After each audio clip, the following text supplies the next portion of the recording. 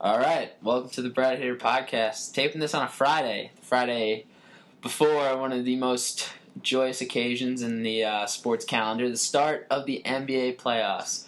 Now, we're blowing it out here on the Brad Haider podcast. We got the big three in the studio today.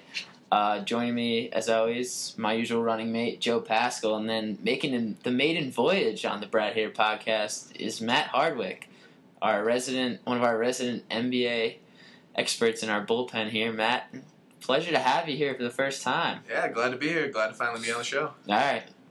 It's not for lack of trying. We invited you on before. Yeah, I'm a tough guy to get a hold of sometimes. Yeah, you're busy schedule. All right, so let's start here. Let's start breaking it down here. Let's run through the matchups. We'll just have everybody give us like one or two words, just kind of a quick hit about each matchup. Let's start with Miami and Milwaukee. Matt, what do you think about this series? It'll be a nice warm up for the Heat. Yeah, I wrote on my note sheet here, bust out the brooms. Yeah. Because even though Milwaukee, they caught Miami once during the regular season, over. A blind squirrel finds a nut every once in a while. Yeah. Yeah. I mean, I'd be surprised if they got a game, though. Miami's just looking too dominant these days. I don't. What's the status of Wade? Is he playing in this series? He played in the regular season finale in 23-10. So he's good to go. Yeah. Even if he was out, it still doesn't matter. LeBron. Yeah. That's all you gotta say, LeBron. Who's going to guard him? Mike Dunleavy? Throw Larry Sanders at him. LeBron will run circles around him. That's true. Yeah, Alright, so that's a pretty easy matchup right there. Yeah, so we have Miami advancing. 4? Is that the consensus? 4 games? Yeah, I'm saying 4. Yeah, definitely. It's a nice trip, Milwaukee. We'll see you next fall. Yeah. All right, Brooklyn and Chicago. The 4-5 matchup in the East. What do you think about that one? I think it's going to go 7. Really? Yeah. The key thing for me I'm going to be watching is Chicago's physicality versus the Nets' somewhat finesse approach. They have an inside scoring presence in Brook Lopez, but he's not a banger. But, I mean, if he's going up against Nazi Muhammad for 36 minutes, yeah, he's going to a whole different story. Wear him into the ground. Depends on what Joakim Noah's going to do. Yeah. The wings are also with, Jimmy Butler and Luol Deng locking down or, going up against Joe Johnson and Gerald Wallace, who's just kind of fell apart recently. Fall off the face of the earth. Yeah, I think that's going to go 7.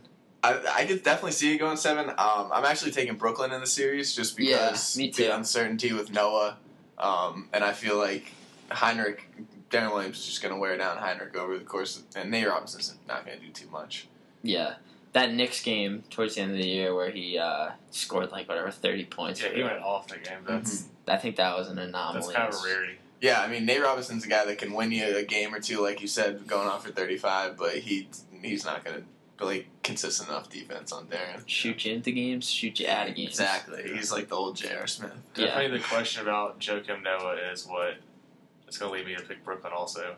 If he was healthy, might give Chicago a chance, but with him being uncertain or doubtful for game 1, uncertain for a couple other games, definitely the Nets. I don't know, though. Boozer's been playing big pretty much all season, so he could win them a couple of games. But, yeah, I have Brooklyn. We'll call it 7. It'll be a good matchup. All right, so 3-6 in the East, Indiana and Atlanta. Kind of the least sexy of all the first-round matchups. Because you don't have obviously Miami and Milwaukee is not like, whoa, let's tune into that one, but it's still Miami. Yeah. So you still have the star power of. Yeah. But Indiana, Atlanta, I mean, I could see none of those games in that series just from kind of a sidebar. None of those games in that series sell out. Oh, no. I mean, maybe Indiana's first one at home just because they have somewhat of a loyal fan base, but... But Atlanta, you could probably walk up to the box office and score some pretty decent seats. But I think Indiana's I'm going to say Indiana in 5. My book it prediction for the series is Josh Smith will throw up at least 6 20-footers a game in this series. Contested 20-footers. That's his game, and I'm also going to take Indiana fairly easily. To combat that, how many 20-footers does Lance Stevenson throw up? I'd say 3.5. 3.5? 3.5. Is that a per game or? That's the per game average over the series. I'm taking the over for Josh Smith. Well, yeah, way over for Josh Smith. I think this is Indiana's just too good defensively. Atlanta's the screwiest team to watch because you don't know who the heck's going to show up every night. Mm-hmm. Like, they were up as high as 3 earlier this year, and now they're the 6.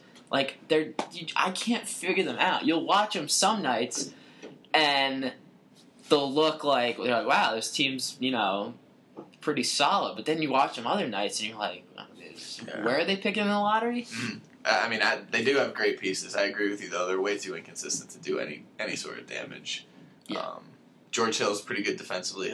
He's a little banged up, though. He's got his whole lower body's a little funky. You think so? Like, he's had, groin, hip, ankle stuff all year. I mean, he's not, he's going to play, but he's not the same person. He's not, I don't think he's full go.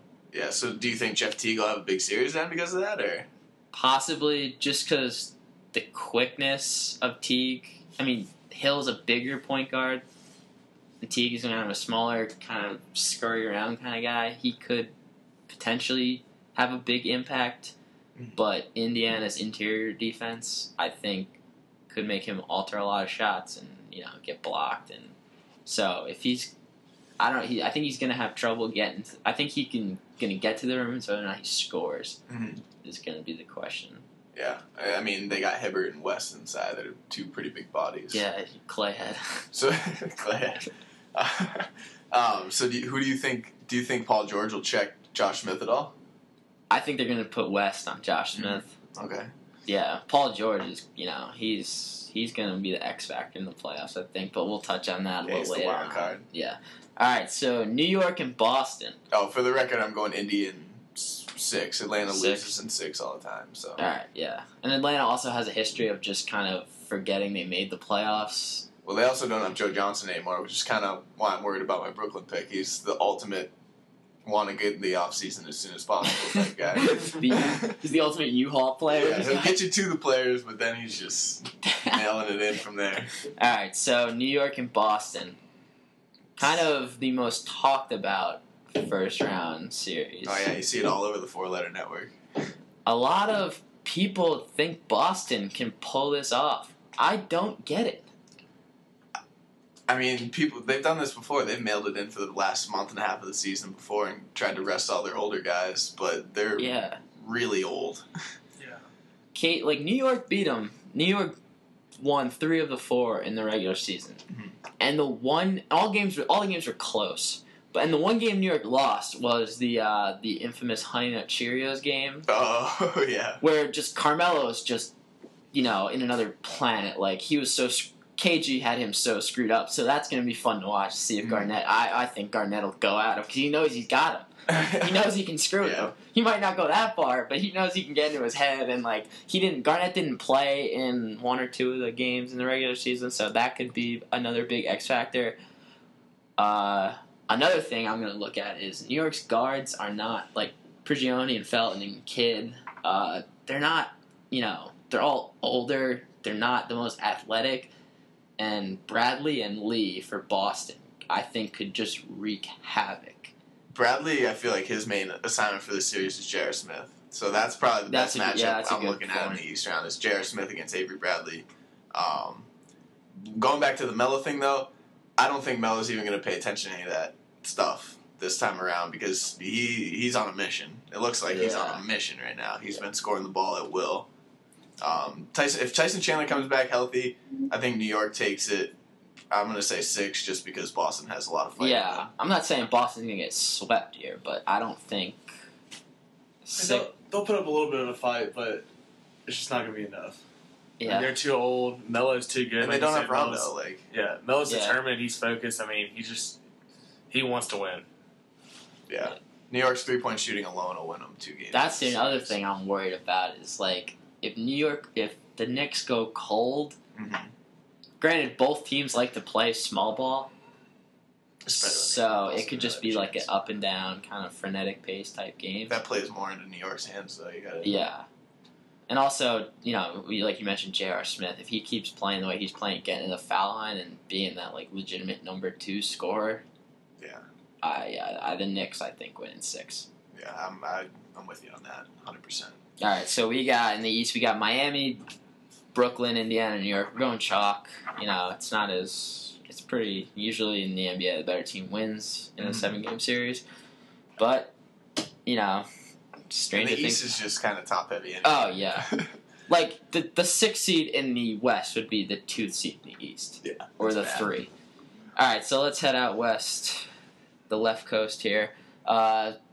The 1 versus 8, Oklahoma City, Houston. Houston dropping into the 8th seed as a result of their loss to the LA Lakers on Wednesday night. Great game though. Matt proudly popping his Thunder shirt here in the studio. Yeah, we're gonna go. I'll give the Rockets 1 game just because James Harden is my boy, but Thunder in 5. Thunder in 5. Yep, it's gonna be pretty easy.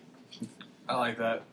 I can agree with that. Thunder in 5. Because there's gonna be 1 game where Houston puts up like 130. Yeah, Harden might just go off 1 game and just steal 1 from Oklahoma City, but Thunder are too good. I'm just waiting for the if the Thunder do lose 1 game, I'm just looking forward to the Skip Bayless rant about Westbrook how he's gonna just collapse their whole season. Taking 8 million shots.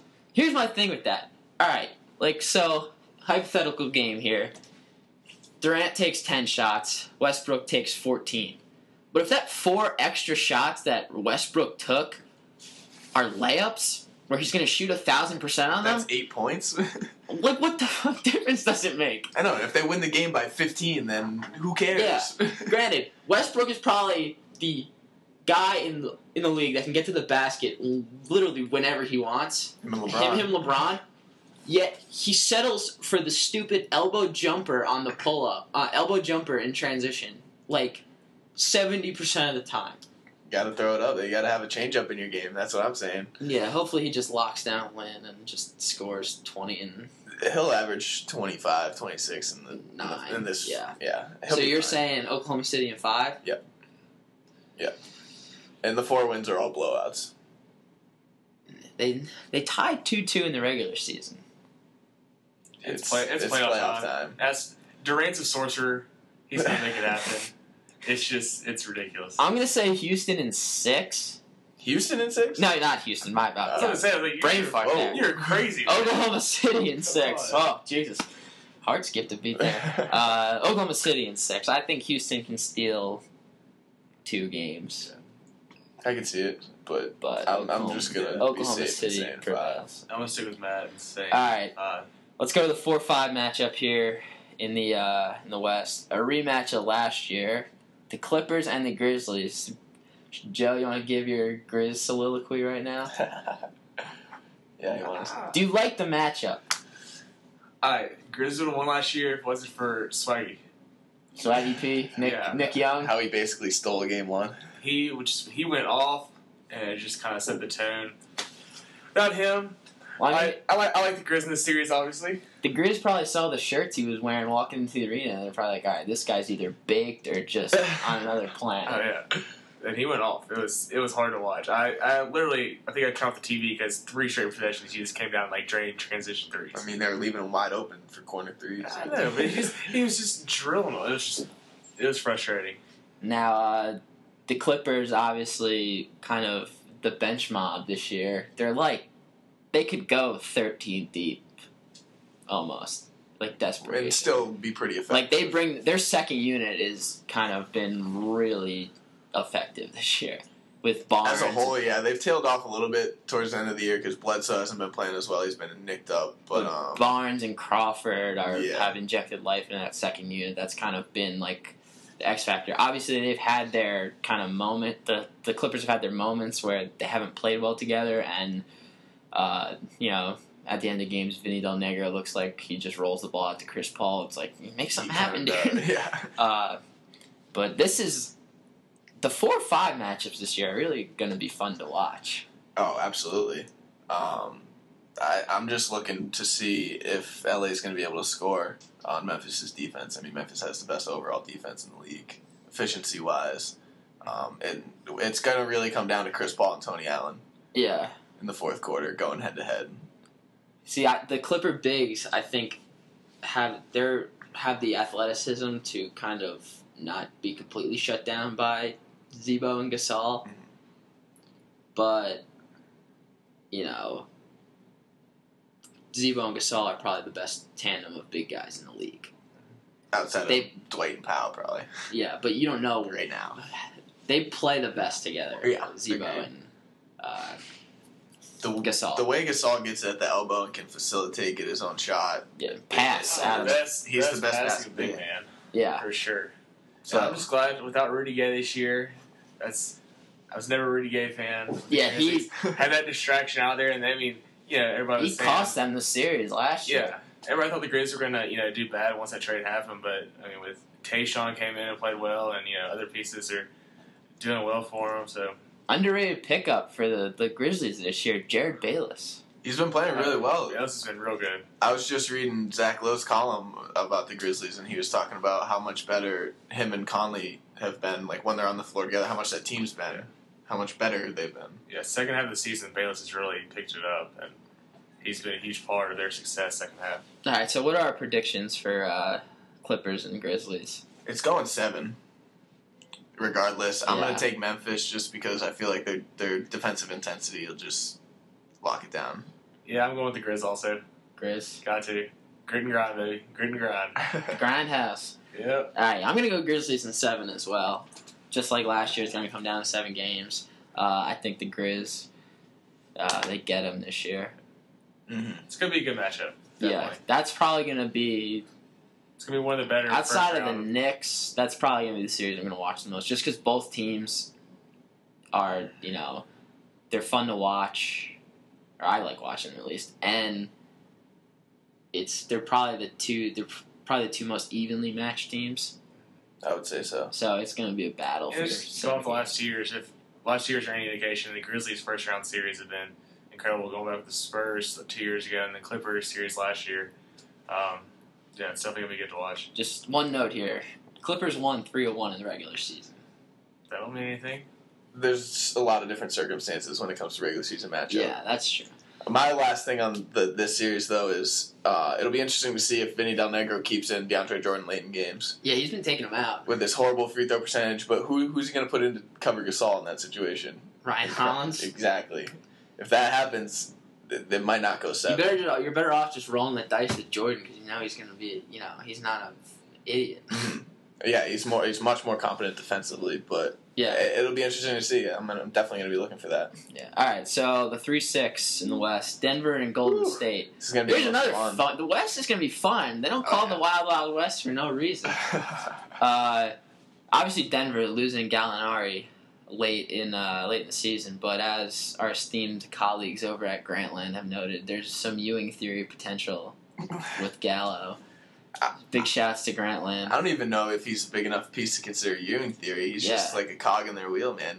They've just kind of been keeping trucking. It's coming out that Kenneth Faried's probably not going to play Game 1, and I think that's could be a huge impact if Golden State wants to steal a game in Denver, which is easier said than done because Denver's lost like 3 games at home this season. They were 38-3. Pretty ridiculous. I think Denver was second in the league in team rebounding, and Golden State was third. Wow. And you take Faried out of the lineup for Denver, that's double digit Who's rebounds. plugging those minutes too? Who's getting those rebounds? Yeah, I mean, Timothy. Throw McGee out there for extended minutes. I mean, he can play. It's just you don't know what the heck you're gonna get. Is it possible we see a little Anthony Randolph in the series then? Him and Randolph and McGee together. That's Yeah, got more That's not brain what- power in this room. It's like 601, Yeah, half one of them. dozen another. That's not really what you want to see out there. That's your options. You're kind of like, well, shit, guys. Yeah. I was reading something on ESPN, like one of those kind of conversations where people can chime in. I forget the person, but he had an interesting point. He said that when the Warriors go with a 3-guard lineup, when they have Jack, Curry, and Thompson out on the floor together, and Jack's the primary ball handler, that's a better matchup for the Nuggets because Ty Lawson can guard Jack versus having to guard Curry or Thompson, who have a height advantage over him. Yeah. Jack's, pretty not. It's not. He still has an advantage, but it's not as noticeable. Klay Thompson 6'7", Ty Lawson maybe 6'1". I wouldn't even say that. 5'11". Yeah, he's scraping 6 feet. Yeah, and Thompson's inside-outside ability, that could be troublesome for Lawson. So he was saying that basically, like, the Warriors would be better off playing Curry at the point guard and Thompson at the 2 and going big versus Denver.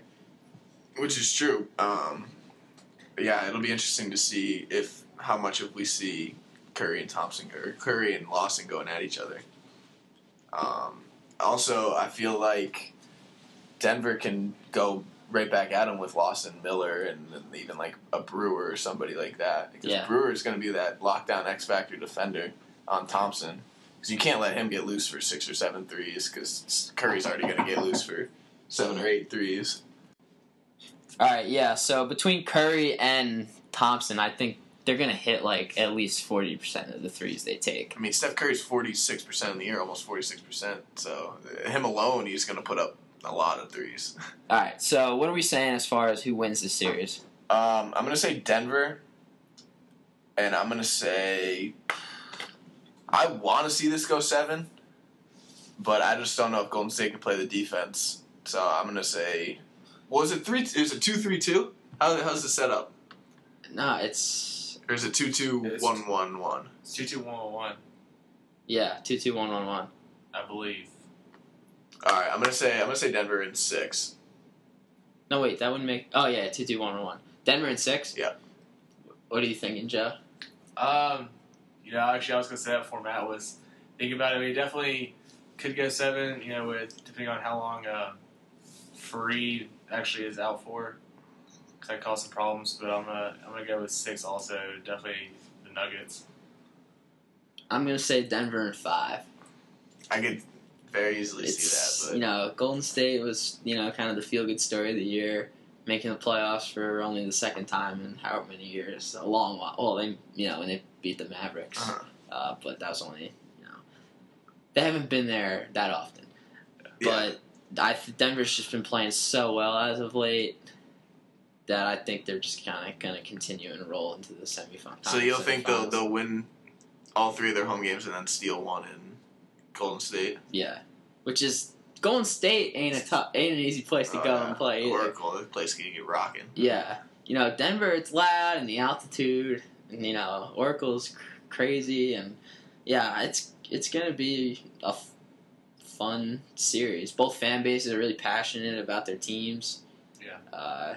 But I think Denver in 5. I think they steal 1 in Oakland and roll into the conference semifinals. Fair enough. All right, so the inevitable San Antonio, LA Lakers discussion. The Lakers eking in, the Kobe-less Lakers, no less.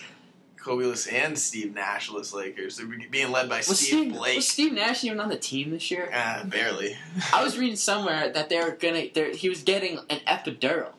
That's what they give women when they're bearing children. When they're giving birth. Yeah. He's... I mean, they expect this guy to come back for the playoffs? Yeah, the playoffs that start tomorrow. Yeah.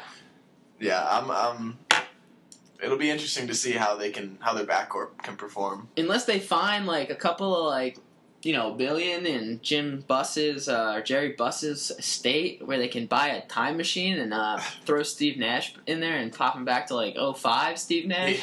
Yeah, MVP Steve Nash. Yeah. Lakers, that would help.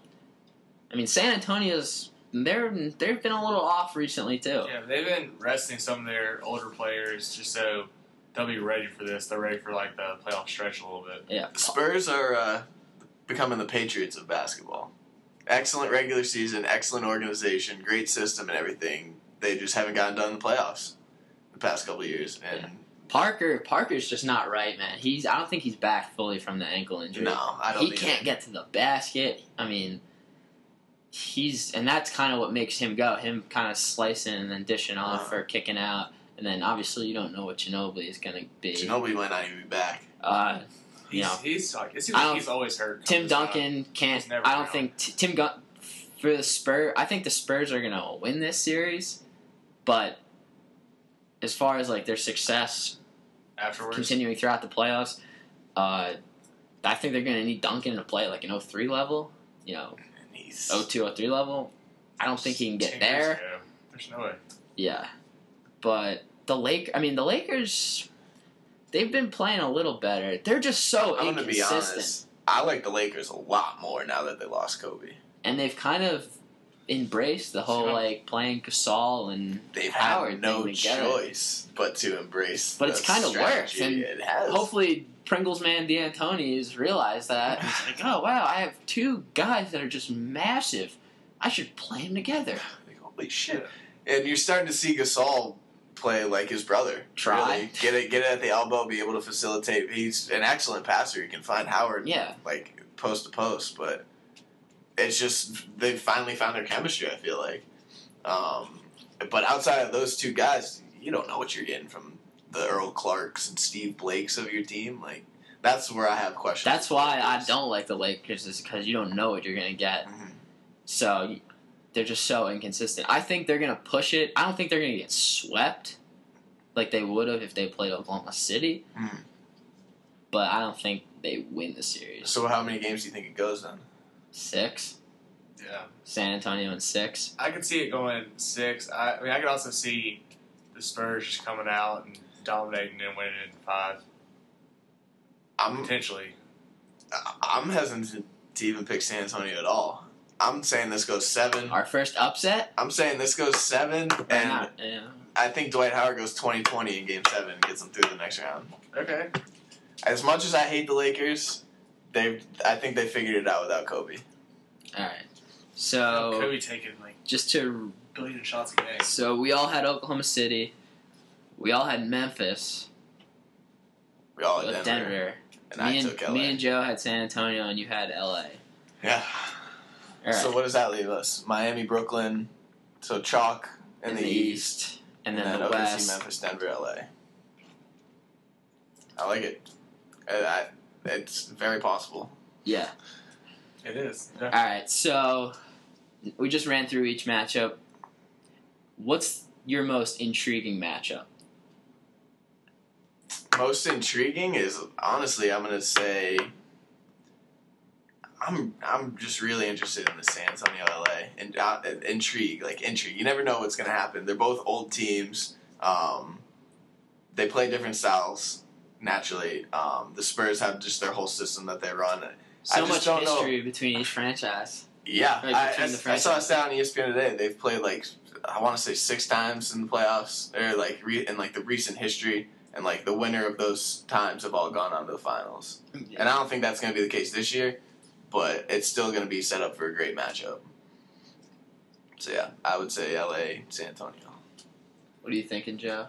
Well, obviously, I'm going to go with the homer pick, but also just because we get a really good matchup. Grizzlies, Clippers, rematch last year, a series that went 7. Should be a good one, I feel like. I'm just going to leave it at that. It should be a good one. I mean, if it's anything like last year, and the Grizzlies in the playoffs past few years have played really well. Being the 8, beating the Spurs the 1, had a chance last year, so Grizzlies going to play all the time, is always good. And Clippers, Chris Paul, all of them, it's going to be fun to watch. All right, I'm going to go to the East.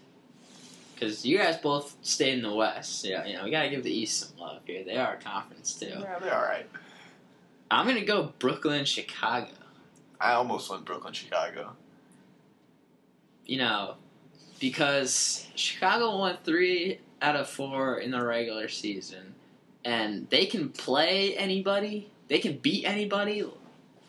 Obviously, they ended the Heat's 27-game streak. People keep talking about Derrick Rose. He's not. I'm not even thinking about him coming. He's not coming back. No. But Chicago's physicality. They maul people. Mm-hmm. They play some of the best defense in the league. Versus kind of if Brook, the X factor in that series is Brook Lopez. If he is an offensive force like he can be, Brooklyn wins it. Mm-hmm. But if he gets banged around and struggles to score, and I mean he's never been a great rebounder. But I mean if he just dominates the games, Brooklyn I think runs away with it. But if he struggles, it's gonna be I could see that going 7. I predicted it to go 7. With that 7th game even being a toss-up, because you never, like I said before, you never know with Joakim Noah, like what he's going to do. And you're saying a lot about Brook Lopez, and a lot of that has to do with if Noah's going to play. Yeah. I think the other thing is I think Darren Williams is starting to get healthy again, and oh yeah, he's been great the second half. Yeah, and Joe Johnson's the ultimate. Like I said before, he doesn't want to advance in the playoffs, but he can hit a game winner or two. Like we've seen it throughout the season. I think with Brooklyn where he's playing with a bunch like other good players, and he has I think he figures he probably has like a legitimate shot to actually make a run in this thing, and he'll show up, or at least not just go full just I don't really give a crap mode. Yeah. And start taking terrible shots and not passing. And I don't think he has to be the guy. He doesn't have to be the guy on this team. He's, everything. The Nets play the best when they run the offense through Brook Lopez, even though they have Darren Williams and Joe Johnson on the outside.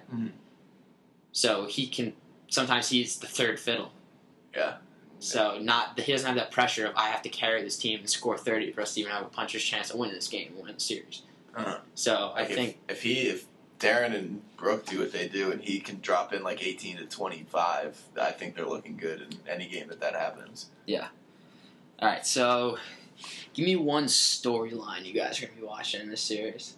In the first round or in the playoffs. You can go throughout.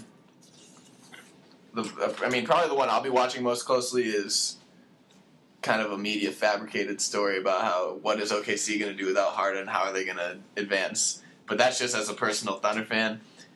For me, it's going to be who can take out Miami, who can even give them a run. Because I feel that New York could. I mean, they won the season series, right? 3-1. Yeah. Well, but like I said, the circumstances in the regular season. The one win was the day after Sandy, and it was just kind of a crazy. But they beat him without Carmelo in Miami. But Raymond Felton played out of his mind, and they just were raining threes. And then the last game, Melo played out of his mind, scored 50 or whatever, was perfect in the first half or something like that. But. If that's I'd sign for that being the conference finals. What, Miami, New York? Yeah. I would sign for Miami, New York, or Miami, Indiana. Yeah. I would love to see Miami and Indiana go at it again. I think Miami's going to be waiting for whoever. Oh, yeah, they're going to blow through. I mean, unless they get Chicago, because Chicago has shown that they play Miami tough no matter what. Yeah. But, honestly, it's going to be Miami and then either Indiana or New York, which is going to be an awesome series. What are your thoughts, Joe? Storyline for me, I'm looking at the Knicks Boston. KG is getting old. Paul Pierce, all of them. Don't have too many runs left in them as this team. So, I think to see how they come out and play. I mean, they're going to play with a nothing to lose attitude. Give all they got. Possibly if they play like that, just ruthless. KG might be able to get in Melo's head, something like that. Yeah, like I said, their last run, really. There's not too many years left ahead of them, so just see how they come out and handle that. All right. I'm gonna say the storyline I'm gonna watch is the Clippers and how they kind of manage their rotation, because they've been playing so many guys throughout the course of the regular season that are they gonna cut it down, or are they gonna keep rolling with basically bringing in a 5-man second unit of Barnes and Crawford, Bledsoe, Hollins, and Odom. Or are they going to kind of mix and match them, or are they going to cut the rotation down to 7 or 8 guys, and whether or not Vinny Del Negro costs them multiple games. Yeah, how many games do you think he's going to cost them? With his coaching decisions, I don't know, but I mean they have.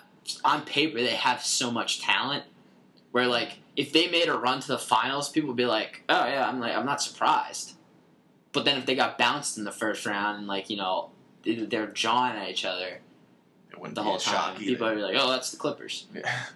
So it's it's like feast or famine with them almost, and they almost it's like they have too many. It's like they have an overabundance of players, and it's like, oh, well, we don't have minutes for all of them.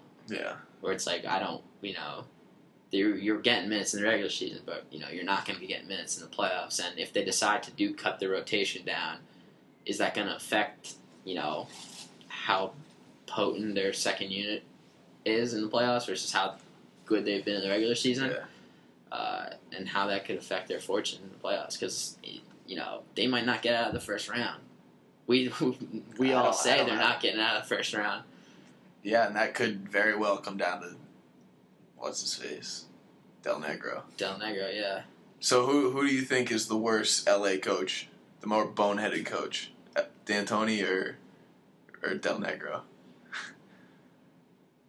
I think Del Negro, as far as like X's and O's, but D'Antoni as far as like personnel. Yeah, because at least Del Negro knows when to shut up. D'Antoni just keeps on. D'Antoni's all about fitting square peg into round hole as far as his offensive system, or his philosophies. It's like I don't care that we have this personnel. I think he's starting to come around. He's starting to see the light at the end of the tunnel. I think part of that's Kobe too. You got to think about it that way. Yeah. But combine them, it would just be media fodder. Like, Skip Bayless might implode and Stephen A. Smith. If you combine the wits or the lack of wits between D'Antoni and Del Negro,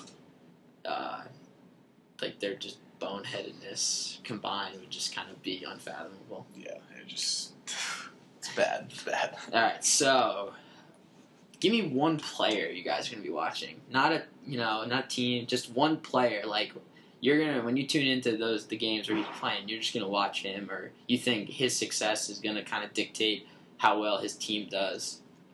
The one player, I have one for the East and one for the West. In the East, go for it. In the East, I want to see how far Paul George can carry the Pacers. Because it's clear he's becoming their go-to guy in crunch time, and I just want to see what he's really made of.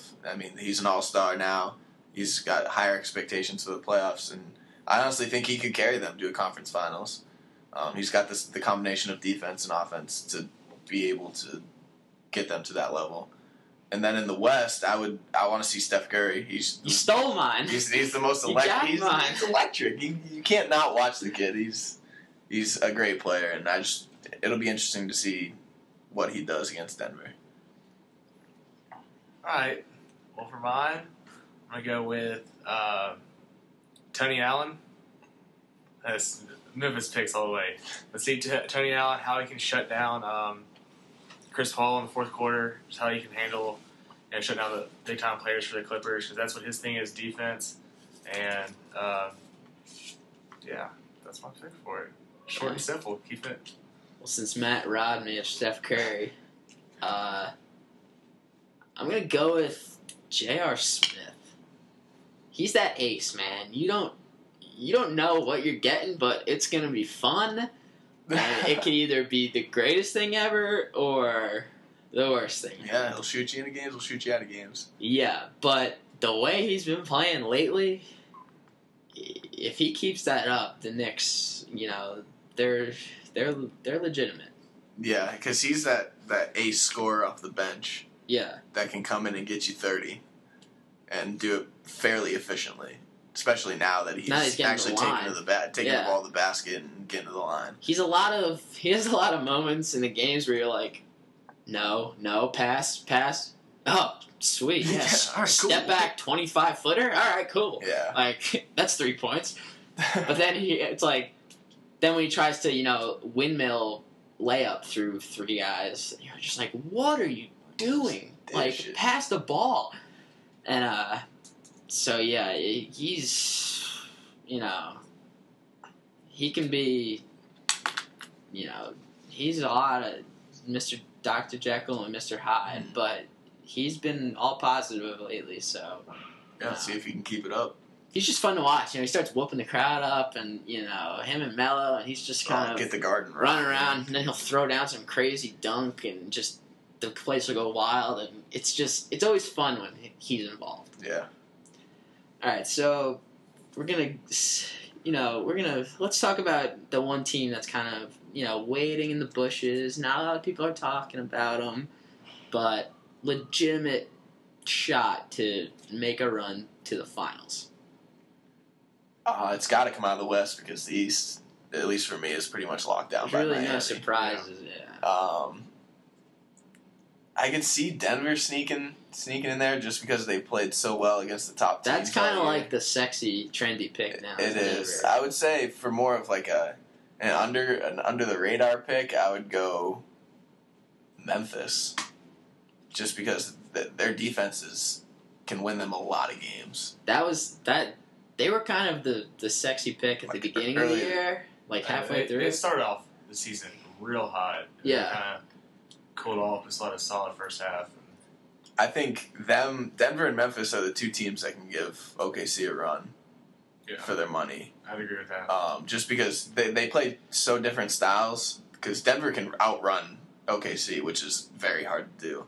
And Memphis will grind them down and try and beat them that way. And it'll be interesting. It'll definitely be interesting. I would say Memphis is my dark horse out of the West. I'm just gonna make a little case for the Clippers here, just because I was hating on them before, but when they're clicking on all cylinders, Chris Paul's facilitating. They're playing at their best. I can see them legitimately making the finals. Mm-hmm. But it's just they have these games they just implode, and then they start they're not playing together, and they're making bonehead decisions, and the wheels come off. Yeah, I think the Clippers still have another couple of years to mature and grow into becoming a true contender. All right, so Joe, are you gonna say something? I was just saying my dark horse. Like what Matt was saying, Denver and Memphis, but I feel like I'd go more with Denver on this one, especially if we go with Matt's prediction of them playing the Lakers. Just because they'd catch Oklahoma City in the Western Conference Championship game after Oklahoma City had to play Memphis, which is always Thunder Grizzlies is always good matchups. So they might catch them, worn down a little bit like that, and Nuggets might be able to steal it from them and make the finals, but we'll see. All right. I'm not saying it's going to happen. I'm just saying it's possible. Dark horse. All right, let's go a little life or death here. Gun to your head. Give me your conference finals matchups, your finals matchup, and then who you think wins it. All right, I got Miami, Indiana in the East. I think Indiana's going to take out New York in round 2. That's my boldest prediction probably of the playoffs. Out West, OKC, Denver. Finals, Miami, OKC, and just out of loyalty to my team, I'm taking OKC in 7. Actually, 6. 6? Yep. All right, so you had Miami, Indiana, OKC, Denver. So both 1-3s. Yep. And then rematch of last year, OKC winning in 6. Yeah, my rationale wants me to just pick Miami because that's pretty much what's going to happen. Yeah. But OKC, I think, is the one team that could beat Miami in the finals. Yeah. I got Miami and New York. Like we talked about earlier, I think Melo is on a mission this year. He wants it. He plays well. I think it's going to be Miami and New York. I think Miami is going to win the East. LeBron James. Is there anybody that doesn't think Miami's going to win the East? Spike Lee? Yeah. Melo, maybe? Very few people. The people in the locker rooms for every other team in the Eastern Conference. Miami's just so or good. whose playoff bonus money is contingent upon whether or not this team make the finals. Yeah, that's true. If Miami plays up to their potential, they're unstoppable. Yeah. Especially in the East. All right, so you got out West. Are you making the homer pick? Nah, Grizzlies, Oklahoma City, it's going to be a good series. But like I said earlier, Durant's a sorcerer. He just gets it done. I don't know how he does it. He's just really good. Westbrook, I mean, all of them just really athletic. I mean, I think that series is going to go deep, but I think Oklahoma City wins it, and then I think they're going to play Denver. Kind of the same thing what Matt picked, and I think OKC. I think that's going to be another good series. I think OKC is going to take it from there, and it's going to be Miami, Oklahoma City in the finals. And I don't know, that's going to be a good one. It's a tough one to call. I think just to go against Matt, he'll pick Miami in the finals to win it all. All right, what do you got? I have my heart pick, and then I have my head pick. Hey, if I had a heart pick, the Grizzlies gonna win it all. Give me your head pick. The Grizzlies win it all. I said it here. Head picks. Because I know what happens in your heart pick. New York wins the championship. Jason Kidd wins MVP. Averages a triple-double in the finals. And just beat rides off into the sunset. Yeah, but that's not going to happen. Right? So give me your head pick. I mean, unless you lived under a rock for most of the last season, how could you not just pencil Miami in and be like, all right, we're waiting for y'all in the West. Yeah. And then I think Oklahoma City's going to emerge from the the scrum, and I'm going to say Miami in 7 in the finals. It's going to be a great finals. If it's Miami, Oklahoma City again, I'm fine. Usually I don't like repeats, but if it's great, if you're why repeating not? The two best teams in the league playing against each other, then yeah, if that you can't hate that. And it's not at a point of where it's holy Christ, every year, I know this will only be year 2. I swear to God, if the Ravens and the Patriots, sidebar, if the Ravens and Patriots are in the AFC Championship game again, I'm going to stop watching AFC football. I swear to God. I could not deal, give me some 2, random teams. Let's go Titans. Oh, you know I'm all for the random matchups in any situation. If a genie came down and was I will grant you your wish for an AFC Championship game matchup. Tennessee Titans. All day, every day, baby. Alright, let's go. Dolphins. Titans. Broncos. Dolphins Broncos would be the game you would wish for. That's terrible. What's wrong with you? It's just I guess Broncos aren't really random. That's not random at all. No, that's Peyton Manning. That's Super Bowl favorite. Random. Yeah, that was kind of dumb. Dolphins Chargers. Dolphins Rams. No, Rams are NFC. Damn it. Yeah, what? Hey, as soon as I said it, I corrected myself. Shut up. A little hostility here. Alright, so back to the sport with the round ball. So we're all in kind of consensus, Miami, Oklahoma City. You never gave your conference finals matchups. Oh yeah, duh. Dude, why didn't you call that out earlier before I went off on my whole little AFC Championship game? I don't even call it now. Couldn't get a word in edgewise. Yeah, I was kind of dumb there. Rambling. I was Jim Rome-esque there. Yeah. Alright, so Miami and NYC, the Knicks. I want to pick the Knicks so bad, but if I pick New York, people would be like, were you hit over the head with a baseball bat or something? I think it's going to go 6. The whole talk about Miami going undefeated in the playoffs. No way in hell. They're going to fight for the first 2 rounds. They're going to lose 1. Because people were saying that kind of last year, and then they caught 2 against Indiana. Lost yeah, I mean, it's not that bad. Going 16-0 in the playoffs is extremely difficult. I mean, one of the Laker teams in the early 2000s repeat, they lost 1 game, I think. They came close. But even then, I'm sure that... Winning 16 in a row is just... Miami's shown they can do it, but... It's still crazy. They're also playing Orlando and Charlotte and Sacramento half the time. They're not playing, New York or Indiana. And then in the West... Is OKC playing? Yeah. I want Spurs Nuggets. I know, which I wish the Clippers were the 3 seed because then I would pick the Clippers in the. Because I have a lot of Clippers stock, but I think. You didn't even pick them to win the first series. Yeah, you had them losing to the Grizz. Yeah, but that's just a bet. That's why I wish they were the 3 seed. If they were playing Golden State, I'm gonna go Denver. What the hell, I hate being in agreement with everybody just because it's like groupthink almost. Yeah. But it's just based on the way the matchups project, it's kind of hard not to. And I think even Denver would be my darkest horse team to make the finals because I've seen them play Oklahoma City 4 times this year, and I've seen Denver beat them 3 out of 4. Yeah, And like that's a Denver's wild the card. most Right there. dangerous team I think outside of Miami OKC. Yeah. So I'm gonna be crossing my fingers, praying to God that OKC can make it through Denver because they're one tough team. All right. So we're all in consensus here in the studio. It's Miami OKC in the finals. You have it going 6. I have Miami in 7. All right, and I'm going to say Miami in 7 as well. You know, I think I'm it's just- going to go 6 regardless if OKC wins. at least 6. It's going to go 6. It's going to go 6, whether it's... All right. I said OKC is going to win, but if Miami wins, it's going to be in 6. Miami would have the home court, Yeah. So the game 6 would be in OKC. so it'd go. Unless it's 2-3-2. It Which, would go 2 in Miami, 3 in Oklahoma City, Miami, Oklahoma City, Miami. Yeah. No, it wouldn't go 3 in Oklahoma City. It would be 2. It would No, the the finals. finals is 2-3-2, actually, right? Yeah.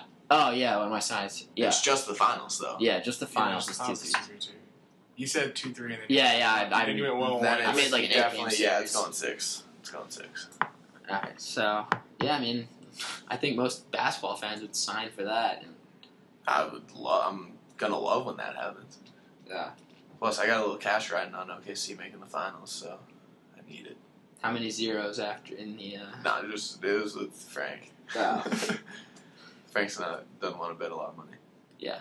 And that was, yeah, I that was forgot- right after they traded Harden. I forgot to mention in our player I'm watching. How could we not forget? And this is also working against the Spurs in your Lakers prediction. San Antonio signed Tracy McGrady. Oh yeah, T-Mac back. He's like we're not making it out of the first round. Rabbit's foot.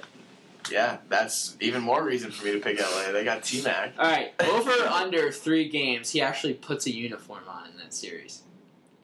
I'm gonna say over, just to make him feel good. I don't think he's gonna get many minutes. He's going to at all. dress more than 3, but he's not going to play more than like... All right, here's 5 another minutes over. each game. Over. All right, odds. Tracy McGrady plays cumulative minutes for that series. Odds he plays for cumulative for the series, the equivalent of 1 full 48-minute game. Oh, under. Way in. The odds that he plays at least. The I'd odds say that he it's plays at least 48 minutes in the series. Combined? Yeah, so I put it at like if the series goes 6, odds he plays 48 minutes in those 6 games. So the equivalent So of 8 minutes a game. Or, yeah. no. I'd put the odds at. I have it going 7, so that means he would only have to play Like about 7 minutes a game. yeah. Like 6.5. I would say the odds for that, if it's going 7, is probably like 15-1. I don't think they're great odds. He plays that much. I think he sees a couple minutes here and there, but I don't think he gets the 48 total. If it's 7, I think it's going to be close. I think he's going to be around there. I think he might go over like the 48, but if it goes less than 7 games, I don't think he's going to play 48 minutes. There's no way. Also, the other late season signing, Quentin Richardson. You rich. Yeah. You rich. Who freaking was I saw a terrible in tweet. their last I game. saw a tweet the other day. He got stuffed by the rim on a layup or something like that. Yeah. He didn't play too hot, but There's really season no finale. one better out there. Apparently not. I mean, T-Mac. Do you see T-Mac's China stats? No. He averaged like 25, 7 boards, and 4 assists. in Yeah, but he's China. probably the tallest guy out there on the court. Yeah, you're probably right. I mean, he may not be NBA ready, he can still ball. but he's China ready. he's I mean, J.R. still- Smith he's still averaged talented. like 35 in China. yeah, but J.R. Smith's also not, as old as T-Mac is now in the injury history. Yeah, it's got to be a little more impressive though. T-Mac was I averaging know. 20. He must have went over to Germany and saw the same guy, Kobe. Kobe and Tiger, or, eating a lot of mushu or something.